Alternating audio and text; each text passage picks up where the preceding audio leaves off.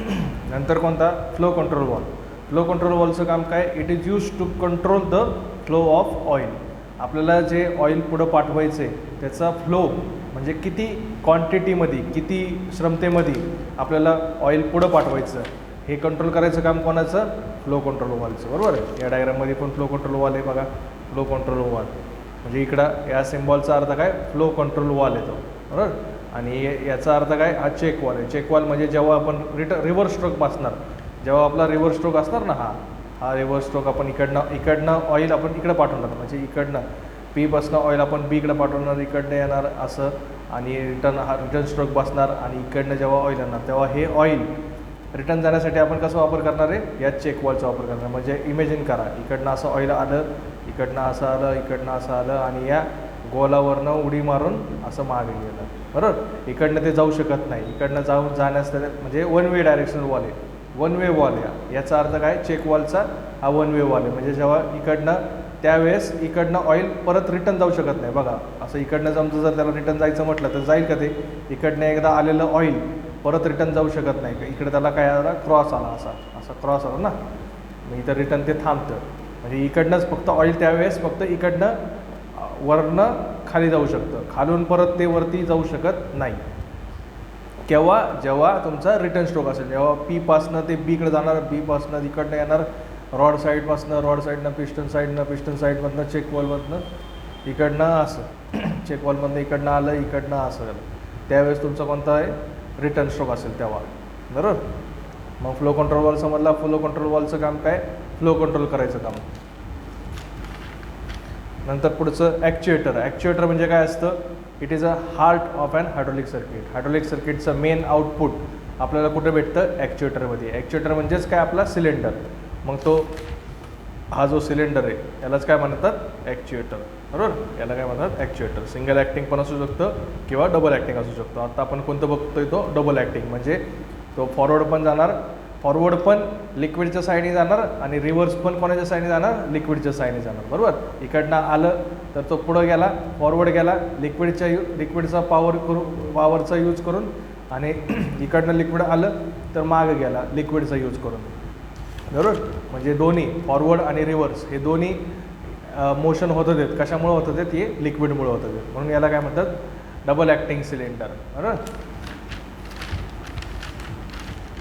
ॲक्च्युएटर, it is an heart of an hydraulic circuit. It converts hydraulic energy into mechanical energy. बघितलं आपण, hydraulic energy येते आणि त्याला आपल्याला आउटपुटला काय भेटतं, आपला पिस्टन जो आहे, रॉड जो आहे आपला, तो काय होतो, पुढं मागं होतो. म्हणजे आपल्याला आउटपुटला काय एनर्जी भेटते, मेकॅनिकल एनर्जी भेटते.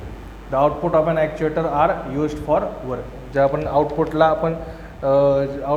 जी आपल्याला एनर्जी भेटते ॲक्च्युएटरमधनं, ती आपण काय करणार आहे, वापरणार आहे वर्कसाठी. ती आपण कुठं अप्लाय करणार आहे, आपल्या जॉबवरती अप्लाय करणार आहे. बरोबर. आणि शेवटचं काय, filter is use to remove the dirt and dust from the hydraulic oil. आता हे जे ऑइल आहे ते संपूर्ण या कंपोनंटमधनं सगळीकडनं जातं आहे. बरोबर. या सगळीकडनं गेल्यामुळं जर आपण ते तसंच जर डायरेक्ट रिझर्व्हायरला पाठवलं तर याच्यामध्ये थोडीशी काय होती, घाण तयार होती. बरोबर. आपलं ऑइल काय होतं, खराब होतं. म्हणून आपण काय करतो, ते रिव्हर्स हायड्रॉलिक टँकला पाठवताना ते आपण काय करतो, फिल्टरच्या साहाय्याने फिल्टर करून परत रिटर्न पाठवतो. परत आपली इकडची सायकल कंटिन्युअस, इकडनं पंपने येणार, परत फॉरवर्ड स्ट्रोक रिटर्न स्ट्रोक दोन्ही जे आहे तसंच, आणि आपल्याला शेवट काय भेटणार, इकडनं फिल्टरवरून परत तिकडे जाणार आपल्या हायड्रॉलिक टँकला. तर आपला असा क्वेश्चन होता, explain hydraulic circuit and function of each component. महत्त्वाचा क्वेश्चन आहे हा पहिल्या चॅप्टरसाठी. बरोबर. आता न्यूमॅटिक सर्किट. न्यूमॅटिक म्हणजे काय, हवा. न्यूमॅटिकचा अर्थ काय असतो, एअरचा वापर करून. आणि हायड्रॉलिकचा वापर काय असतो, हायड्रॉलिकचा अर्थ काय असतो, ऑइलचा वापर करून. न्यूमॅटिक सिस्टीम आणि हायड्रॉलिक सिस्टीम दोघांचा सर्किट जास्त काही फरक नाही आहे, दोघं सेमच आहे, थोडंसंच फरक आहे. त्याच्यामध्ये आपण काय वापरतो, याच्यामध्ये आपण ऑइल वापरतो आणि याच्यामध्ये आपण काय वापरतो, नॅचरल एअर वापरतो, हवा वापरतो, हवा. बरोबर. आता इथं काय केलं आपण, एअर रिसिव्हर. आपण इथं एअर रिसीव्ह केली, कुठून रिसीव्ह केली, आपण बाहेरनं नॅचरली आपण काय केली, एअर एका ठिकाणी स्टोअर केली, स्टोरेज टँक म्हणा किंवा एअर रिसिव्हर म्हणा. नंतर तिकडं जाते मॉइश्चर सेपरेटर. आपण जे हवा बाहेरनं गोळा करतो, जी आपण स्टोअर करतो, त्याच्यामध्ये काय असतं, थोड्याशा प्रमाणात काय असतं, वॉटर असतं, वॉटर पार्टिकल असतात. ते वॉटर पार्टिकल आपल्याला रिमूव्ह करायचं असतं. सर ते रिमूव्ह करण्यासाठी आपण काय वापरतो, मॉइश्चर सेपरेटर. मॉइश्चर सेपरेटरमधनं ते कुठं जातं, कॉम्प्रेसर. कॉम्प्रेसरचं जे काम आहे तेच काम कोणाचं आहे, जे आपण इथं हायड्रोलिक सर्किटमध्ये बघितलं, पंपचं. म्हणजे पंप कधी वापरणार, हायड्रोलिक सर्किटमध्ये. म्हणजे जेव्हा ऑइल असेल तेव्हा आपण काय वापरणार, पंप. आणि जर जेव्हा एअर असेल, न्यूमॅटिक सिस्टीम असेल, न्यूमॅटिक म्हणजे हवा, हवा जेव्हा असेल तेव्हा आपण काय वापरणार, तेव्हा आपण वापरणार कॉम्प्रेसर. कॉम्प्रेसर पण सेम तसंच पंपसारखंच कशाने वर्क होतो, इलेक्ट्रिक मोटरवरनं. बरोबर. कॉम्प्रेसरमधनं ते जातं FRL युनिटमध्ये. FRL युनिट म्हणजे काय असतं, फिल्टर, रेग्युलेटर आणि ल्युब्रिकेटर. फिल्टरचं काम काय असतं, फिल्ट्रेशन करायचं, त्याला अजून स्वच्छ करायचं एअरला. रेग्युलेटरचं काम काय असतं, त्याचं प्रेशर वाढवायचं काम करायचं, बरोबर, रेग्युलेट करायचं. आणि ल्युब्रिकेटरचं काम रेग्युलेटर म्हणजे ते कमी जास्त करायचं, बरोबर. इथं आपल्याला दिसतं आहे रेग्युलेटरचं नॉब, म्हणजे कमी किंवा जास्त आपल्याला जसं पाहिजे तसं रेग्युलेटर. आणि ल्युब्रिकेटरचं काम काय, त्याच्यामध्ये थोड्याशा प्रमाणात ल्युब्रिकेटिंग ऑइल सोडायचं. त्याच्यामध्ये थोड्याशा प्रमाणात ल्युब्रिकेटिंग ऑइल सोडायचं. का बरं सोडतात ल्युब्रिकेटिंग ऑइल, की आपल्याला पुढे जे कंपोनंट आहेत त्याच्यामध्ये करोजन होऊ नये म्हणून, त्याच्यामध्ये गंज चढू नये म्हणून आपण हवेमध्ये थोड्याशा प्रमाणात काय सोडतो, ऑइल सोडतो ल्युब्रिकेशनसाठी, बरोबर. मग FRL युनिटचं काम झालं. तिकडनं ते कुठं जातं, 4/3 डायरेक्शन कंट्रोल वॉल. सेम आपला मागं जसा होता तसाच. P पासनं कुठं जाणार ते Aला, A पासनं कुठं जाणार ते इकडं पिस्टन साईडला. याला म्हणतात, हे पिस्टन आहे, हे जे दिसतं ना, हे हा जो आहे तो पिस्टन आहे. आणि हे जे दांडकं आहे आडवं त्याला काय म्हणतात, रॉड म्हणतात. म्हणून याला पिस्टन साईड म्हणतात. पिस्टनच्या डाव्या साईडला काय म्हणायचं, पिस्टन साईड. आणि हे रॉडच्या इकडच्या साईडला काय म्हणायचं, रॉड साईड, बरोबर. आता इथं आपण स्प्रिंग दाखवली, ती चुकून ती स्प्रिंग दाखवू नका तुम्ही. न सिम्पल आपली मागची जशी डायग्राम होती तशी डायग्राम दाखवा, अशी, बरोबर. अशी डायग्राम दाखवा, सिम्पल. इकडनं लिक्विड येते आणि इकडनं पण लिक्विड येते, दोन्ही साईड, बरोबर. हां, तर आता इकडनं लिक्विड आलं, फॉरवर्ड स्ट्रोक बसला, इकडनं उरलेलं लिक्विड कुठं आलं, इकडनं B पोर्टमधनं इकडनं Tला गेलं, T म्हणा किंवा R म्हणा, रिझर्वायर किंवा टँक. इकडनं आलं सायलेन्सर. आपण काय वापरलं इथं, सायलेन्सर. मागच्या वेळेस आपण हायड्रोलिक सिस्टीममध्ये काय वापरलेलं, आपण फिल्टर वापरलेला. सायलेन्सरचं जे काम आहे तेच फिल्टरचं काम होतं. सायलेन्सरचं काम काय, आपण जी हवा आहे ती कुठं सोडणार आहे, ॲटमॉस्फिअरला सोडणार आहे. मग ती जर आपण डायरेक्ट सोडली तर काय होणार आहे, आवाज तयार होईल, जास्त आवाज येईल, बरोबर. कारण आपलं आपण इकडनं जी एअर आहे ती आपण इथं कॉम्प्रेसरमध्ये काय केली, प्रेशर वाढवलं त्याच्यामुळे प्रेशर वाढलेलं जर आपण डायरेक्ट बाहेर ॲटमॉस्फिअरला सोडलं, म्हणजे वातावरणामध्ये सोडलं, ॲटमॉस्फिअरचा अर्थ काय, वातावरणात जे आपण डायरेक्ट सोडलं तर काय होऊ शकतो, आपल्याला आवाज जास्त येऊ शकतो, नॉईज साऊंड पोल्युशन होऊ शकतं. म्हणून आपण इकडनं काय करतो, मफलर किंवा सायलेन्सर, दोघांचा अर्थ एकच. मफलर किंवा सायलेन्सरमधनं आपण ते सोडतो. त्याच्यामुळं काय होतं, आपण जेव्हा ॲटमॉस्फिअरला एअर सोडणार तेव्हा आपला आवाज काय होणार, कमी होणार. ही कोणती सिस्टीम आहे, न्यूमॅटिक सिस्टीम आहे. आता ही झाली फर्स्ट पोझिशन. दुसऱ्या पोझिशनला काय आहे, स्टॉप आहे सगळं. आणि तिसऱ्या पोझिशनला काय, रिटर्न स्ट्रोक. इकडनं लिक्विड येणार, हे उचला आणि इकडनं उचलून इकडे टाका. बघा, P पासनं तिकडं जातं आहे Bला, B पासनं इकडे येतं आहे, इकडनं माफवर रिटर्न स्ट्रोक, इकडचं उरलेलं ऑइल इकडं A पासनं कुठं जातं ते Tला. क्रॉस आहे ना, असा क्रॉस आहे ना, असा. आणि इकडं असं आहे आणि इकडं असं आहे, बरोबर. इकडनं A पासनं Tला येणार, T म्हणा किंवा R म्हणा, रिटर्न स्ट्रोक मफलरपासनं तसं, बरोबर. तो झाला पहिल्या पोझिशन, जे झालं आपलं फॉरवर्ड स्ट्रोक. दुसऱ्या पोझिशनचं झाला आपला क्लोज. आणि तिसऱ्या पोझिशनचं झाला आपला रिटर्न स्ट्रोक, सेम, बरोबर. तर आता याच्यामध्ये न्यूमॅटिक सिस्टीममध्ये आपण काय गोष्टी चेंज बघितल्या. त्याच्यामध्ये हायड्रोलिक सिस्टीममध्ये होता पंप, याच्यामध्ये काय आहे, कॉम्प्रेसर आहे. हायड्रोलिक सिस्टीममध्ये FRL युनिट नव्हतं, याच्यामध्ये FRL युनिट आहे. 4/3 डायरेक्शन कंट्रोलवाला याच्यामध्ये पण आहे, त्याच्यामध्ये पण आहे. ॲक्च्युएटर याच्यामध्ये पण आहे, त्याच्यामध्ये पण आहे. सायलेन्सर इथं आहे, तिकडं काय होता, फिल्टर होता. इथं एअर रिसिव्हर टँक आहे, तिथं काय होता, हायड्रोलिक स्टोरेज टँक होता, बरोबर. आता आपण कंपोनंट्स बघूया, बरोबर. आता बघा, हे बघा, हा पिस्टन आहे. पिस्टनच्या या साईडला काय होतात, पिस्टन साईड. आणि हा रॉड आहे, याला म्हणायचं रॉड साईड. A म्हणजे काय, पिस्टन साईड. B म्हणजे काय, रॉड साईड. A म्हणजे काय, पिस्टन साईड. हां, नंतर P म्हणजे काय, रॉड साईड. A म्हणजे काय, पिस्टन साईड. B म्हणजे काय, रॉड साईड. इकडच्या साईडला आहे ना, या साईडला काय म्हणतात, rod side.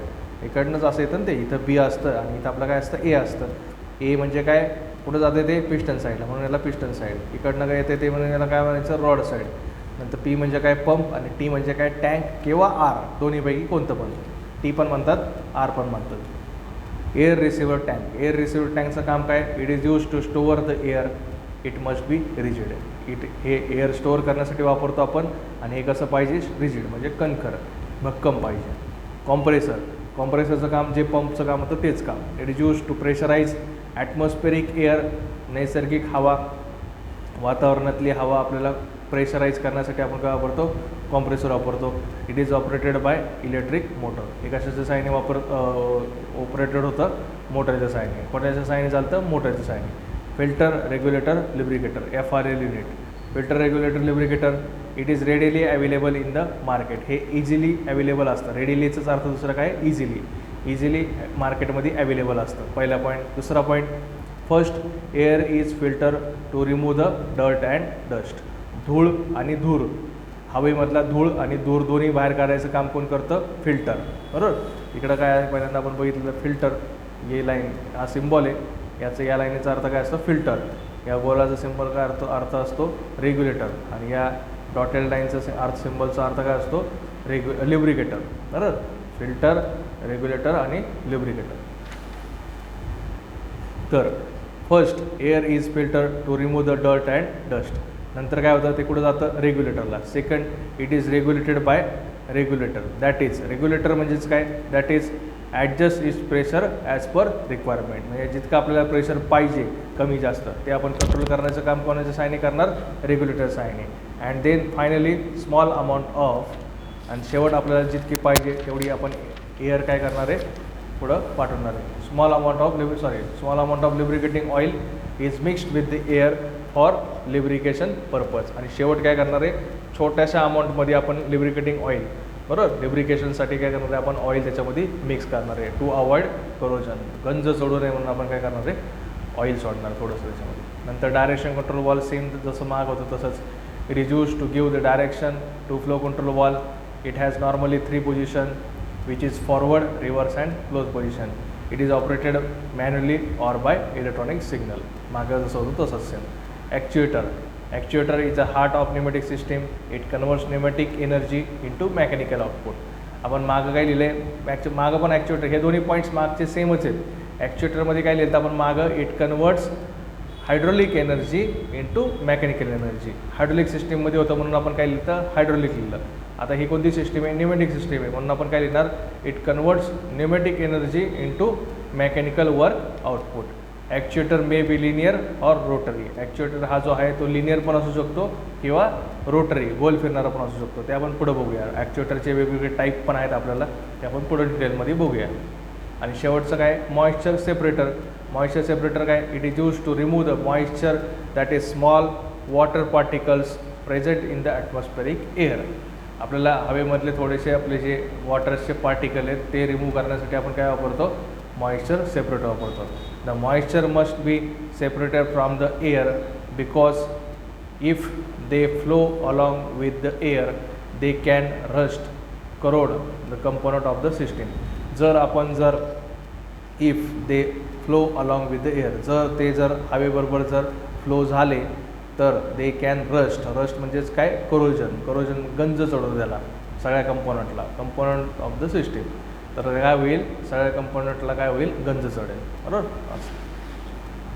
Merits and demerits of hydraulic system. मेरिट्सचाच अर्थ काय? ॲडव्हान्टेजेस. आणि डिमेरिट्सचा पण अर्थ काय? Disadvantages.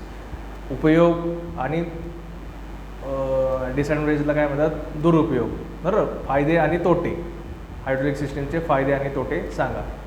It is use to generate very high system. Hydraulic सिस्टीमचे फायदे, ॲडव्हान्टेजेस आणि डिसॲडव्हान्टेजेस सांगा.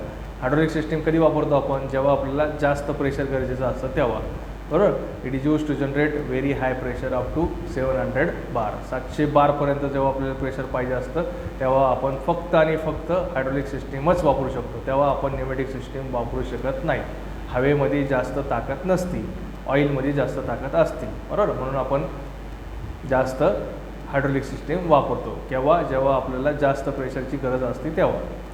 Power to weight ratio of hydraulic system is very less as compared to pneumatic system.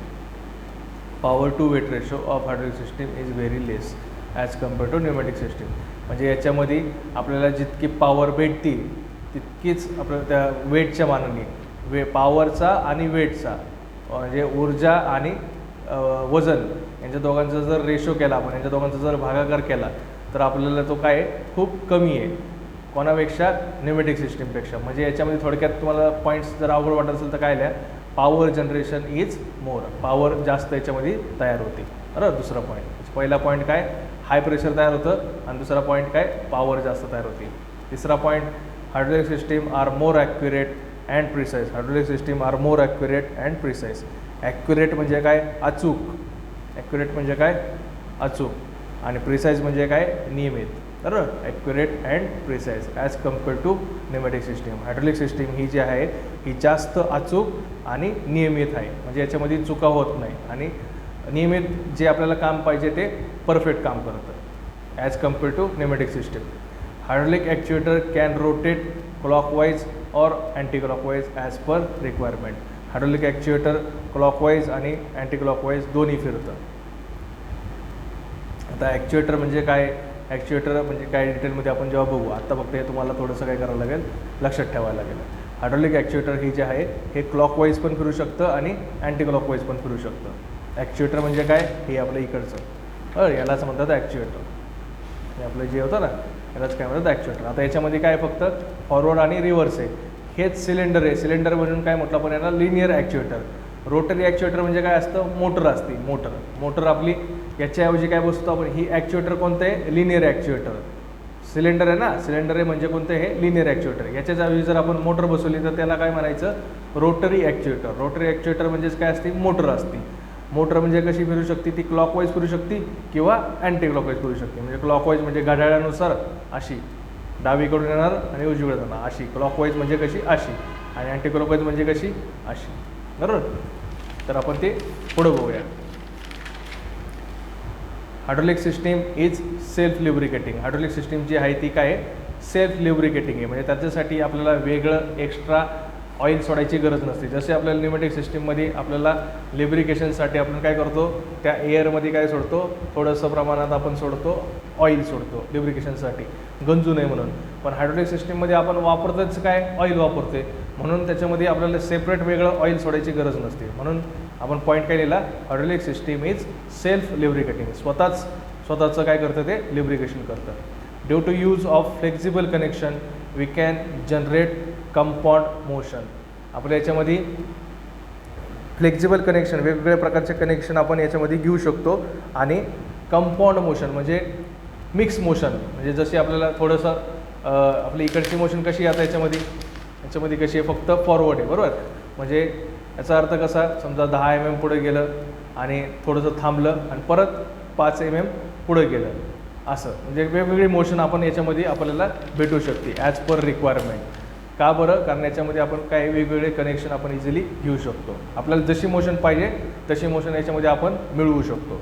We can get motion as per requirement, असं पण तुम्ही लिहू शकता. We can get motion as per requirement, simple लिहायचं असेल तर. Frictional resistance is very less. Frictional resistance is very less म्हणजे friction काय याच्यामध्ये खूप कमी आहे. घर्षण याच्यामध्ये काय आहे, खूप कमी आहे. कारण सगळीकडे काय वापरलं आहे आपण, ऑइलच वापरलं आहे, त्याच्यामुळं घर्षण होण्याचं कारणच नाही. बरोबर. Heat generated is low. याच्यामध्ये आपण काय वापरलं आहे, ऑइल वापरलं आहे, त्याच्यामुळं आपली जी हीट आहे, तापमान, टेम्परेचर जे आहे आपलं ते कमी तयार होतं, ते वाढत नाही लवकर. कारण आपलं ऑइलमुळं काय होतं, ते सगळं टेम्परेचर वाढलेलं कोण घेतं, ऑइल घेतं, आणि ऑइल आपलं एका पोझिशनपासून दुसऱ्या पोझिशनला जाते, त्याच्यामुळे त्याचं काय होतं, टेम्परेचर मेंटेन राहतं. बरोबर. Heat generated is low. Heat generation, तापमान जे जनरेट होतं ते काय आहे, कम्पॅरेटिव्हली बाकीपेक्षा सिस्टीमपेक्षा काय आहे, लो जनरेट होतं. Noise and vibration produce is less. याच्यामध्ये आवाज, नॉईज म्हणजे काय, आवाज, नको असलेला आवाज, जास्त असलेला आवाज, आणि व्हायब्रेशन म्हणजे कंपन, हे प्रोड्यूस काय होते, कमी होते. बरोबर. हे 9 पॉईंट्स आहेत. मेरिट्स अँड डिमेरिट्स महत्त्वाचा क्वेश्चन आहे.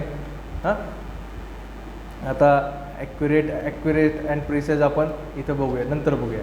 आपल्याला ॲक्युरेट अँड प्रिसाईजचा अर्थ काय असतो, समजा जर तुम्हाला मी बाण मारायला सांगितले, हे समजा आपलं बाण मारायचं आहे, हे बाण मारायचं आहे, मी जर तुम्हाला 5 बाण दिले आणि 5च्या 5 बाण जर तुम्ही इथं मारले या सेंटरला, तर तुम्ही काय म्हणणार, इथं सेंटरला मारले किंवा या सेंटरच्या आसपास मारले, तर तुम्ही काय म्हणणार, तुम्ही ॲक्युरेट आहे. बरोबर. नंतर जर तेच 5 बाण या माणसाने दुसऱ्या माणसाने काय केले इथं मारले, बरोबर. पण आता त्या माणसाने इथंच मारलेत, पण सगळे एकाच साईडला एकाच बाजूला मारलेत ना, त्याचे असं नाही की एक इथं आहे, एक इथं आहे, एक इथं आहे, एक इथं आहे, एक इथे, असं नाही. म्हणजे त्यांनी चुकीचे बाण मारले, तो ॲक्युरेट नाही आहे, पण तो काय आहे प्रिसाईज आहे, नियमित आहे. म्हणजे तो बाण मारतोय कुठल्या जागी, एकाच जागी मारतोय. मग आपल्याला जे मशीन पाहिजे असते ती कशी पाहिजे असती, ॲक्युरेट पण पाहिजे असती अशी याच्यासारखी, आणि प्रिसाईज पण पाहिजे असती याच्यासारखी. म्हणजे नियमित आणि अचूक. म्हणजे आपले जे बाण काय आहेत ते सगळे कुठं लागले पाहिजे, या सेंटरला लागले पाहिजे, आणि दरवेळेस या सेंटरलाच लागले पाहिजे अशी पाहिजे, बरं. हे झालं उदाहरण ॲक्युरेट आणि प्रिसिजनचं. ॲक्युरेसी म्हणजे काय, अचूक, आणि प्रिसिजन म्हणजे काय, नियमित.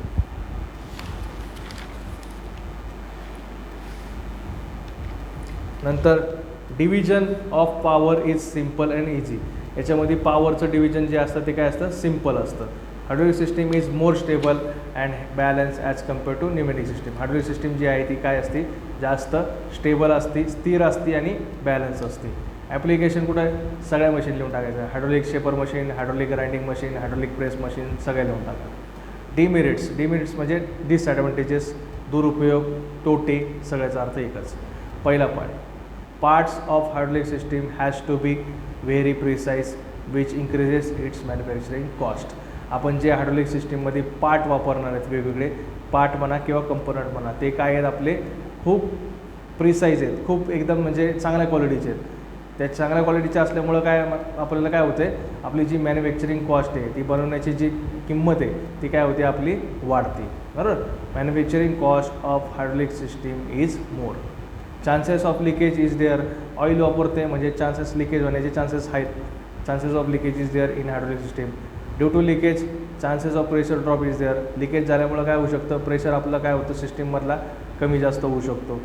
Due to leakage dirt and dust is present in hydraulic system.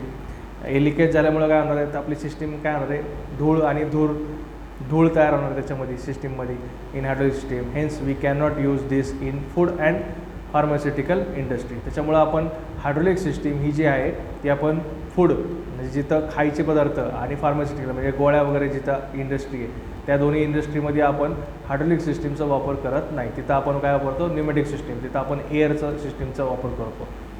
Chances of fire hazardous is present. आपलं ऑइल वापरल्यामुळं त्याच्यामध्ये चान्सेस, आग लागण्याचे चान्सेस, फायर म्हणजे काय, आग, हॅझार्डस, आगीमुळं धोका असण्याचे चान्सेस त्याच्यामध्ये असतात.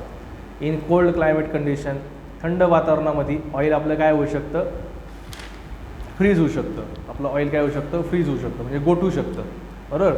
To liquefy this oil heaters are used which increases operating cost of system. आपल्याला एकदा ते गोठलेलं ऑइल आपल्याला परत नॉर्मल करण्यासाठी आपण काय वापरायला लागतं, मग तेव्हा हीटर वापरायला लागतात. मग हीटर वापरल्यामुळं काय होतं, आपलं ऑपरेटिंग कॉस्ट काय झाली सिस्टीमची परत आपली वाढली, ऑपरेटिंग कॉस्ट आपली सिस्टीमची वाढली. Maintenance cost of hydraulic system is high. Last point काय आहे, मेंटेनन्स कॉस्ट हायड्रोलिक सिस्टीमचा काय जास्त आहे. आता न्यूमॅटिक सिस्टीमचे ॲडव्हान्टेजेस आणि डिसॲडव्हान्टेज. न्यूमॅटिक सिस्टीमचे मेरिट्स काय, manufacturing cost of component of pneumatic system is less. Pneumatic सिस्टीमची कॉस्ट, मॅन्युफॅक्चरिंग कॉस्टच्या कंपोनंटची काय आहे, कमी आहे आणि इझी टू प्रोड्यूस आहे. याच्यामध्ये काय होतं, हायड्रोलिकमध्ये जास्त होतं. याच्यामध्ये कंपोनंट्स इझिली काय होतात, तयार होतात आणि त्याची कॉस्ट काय कमी आहे. Pneumatic system is clean as compare to hydraulic system. आपण बघितलं हायड्रोलिक सिस्टीममध्ये आपलं ऑइल वापरतो त्याच्यामुळं घाण होऊ शकते. त्याच्यामुळं आपण काय म्हटलेलो की ते हायड्रोलिक सिस्टीम आपण याच्यामध्ये फार्मास्युटिकल इंडस्ट्रीमध्ये आणि फूड इंडस्ट्रीमध्ये आपण वापरत नाही.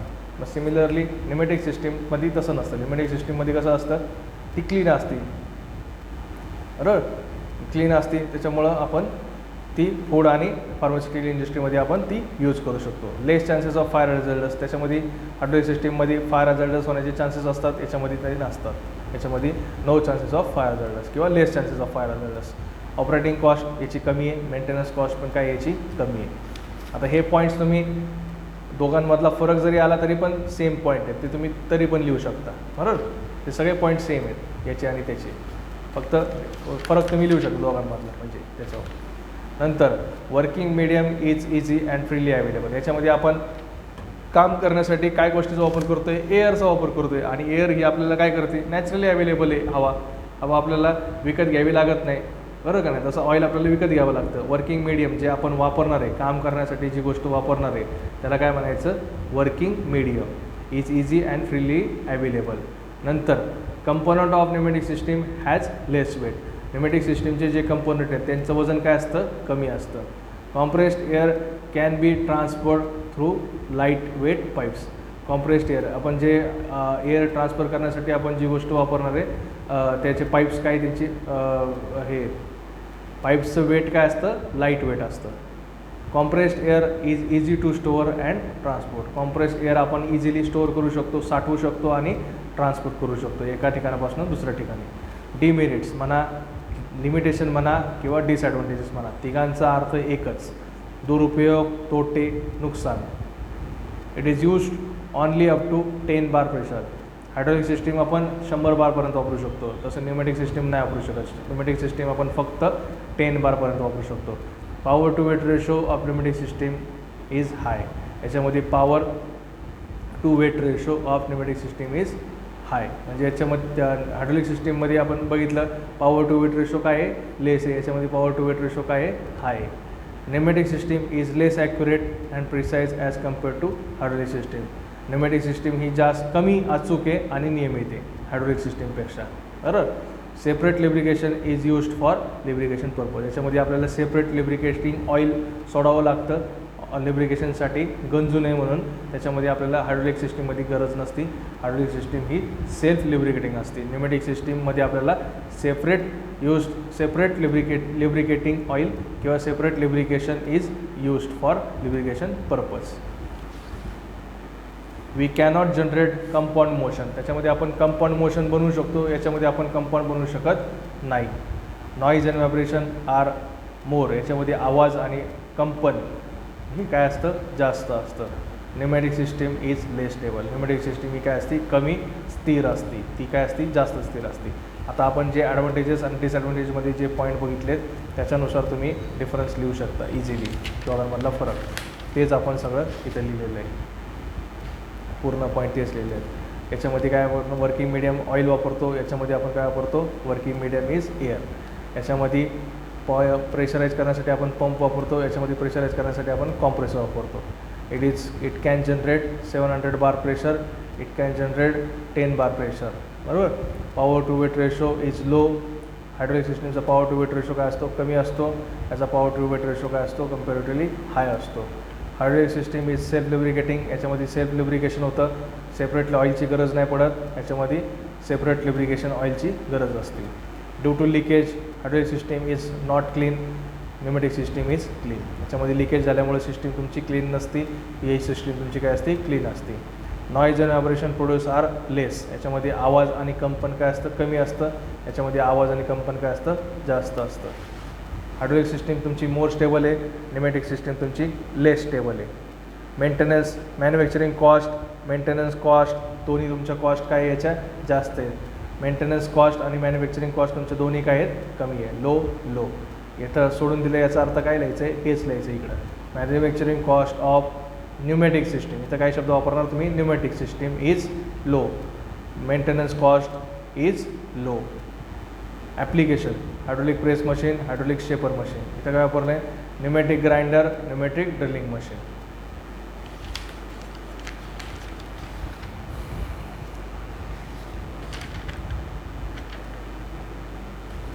ॲप्लिकेशन आपण बघितलेले आहेत दोन्ही. Application of hydraulic system, application of pneumatic system दोन्ही बघितलेले आहेत. तुम्हाला डिटेलमध्ये बघायचं असेल तर तुम्ही बघू शकता. अजून ॲप्लिकेशन ऑफ हायड्रॉलिक सिस्टीम बघा, मशीन, सगळ्या मशीन नाव लिहायचं. Hydraulic press brake, hydraulic shearing machine, hydraulic cutting machine, hydraulic power press, broaching machine, hydraulic rolling machine, hydraulic drilling machine, hydraulic grinding machine etcetera. Pneumatic system,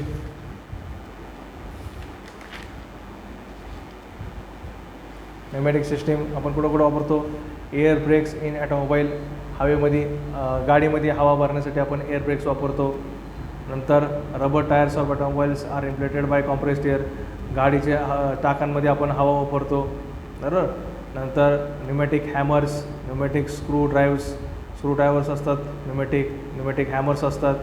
नंतर pneumatic pistol drills machine असतात, pneumatic drills, pneumatic automation in food industry, हा point महत्त्वाचा आहे. Automation of food industry, food इंडस्ट्रीमध्ये pneumatic system वापरतात.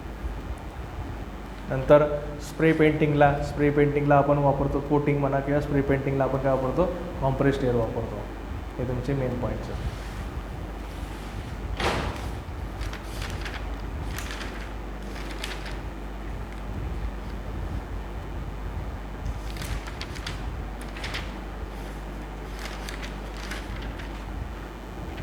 तर असा हा आपला एवढा पहिला चॅप्टर आहे.